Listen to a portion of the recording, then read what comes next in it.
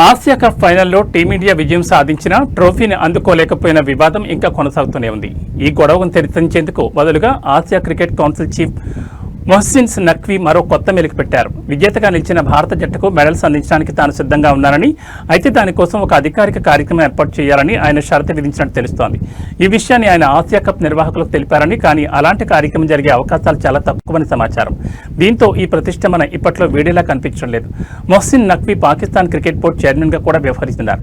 ఆదివారం దుబాయ్లో జరిగిన ఫైనల్ మ్యాచ్లో పాకిస్తాన్పై భారత్ 5 వికెట్ల తేడాతో ఘన విజయం సాధించింది. మ్యాచ్ అనంతరం బహుమతుల ప్రదానోత్సవంలో ఏసీసీ చీఫ్ నఖ్వీ చేతుల మీదుగా ట్రోఫీ, మెడల్స్ తీసుకునేందుకు భారత ఆటగాళ్లు నిరాకరించారు. నఖ్వీ గతంలో పలుమార్లు భారత వ్యతిరేక వ్యాఖ్యలు చేయడమే దీనికి ప్రధాన కారణం.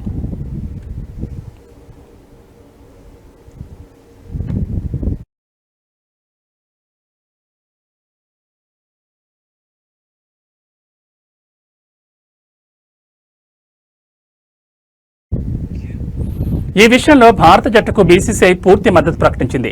దాదాపు గంట పాటు ఈ విషయంపై చర్చలు జరిగాయి. ఎమిరేట్స్ క్రికెట్ బోర్డు లేదా బంగ్లాదేశ్ క్రికెట్ బోర్డు అధ్యక్షుల చేతుల మీదుగా ట్రోఫీని స్వీకరిస్తామని టీమిండియా ప్రతిపాదించిన నఖ్వీ అందుకు అంగీకరించలేదు. అనూహ్యంగా ఆయన వేదిక దిగి స్టేడియం నుంచి వెళ్లిపోయారు. ఏసీసీ అధికారులు కూడా ట్రోఫీని తీసుకుని ఆయన వెంటే వెళ్లడం తీవ్ర చర్చనీయాంశమైంది.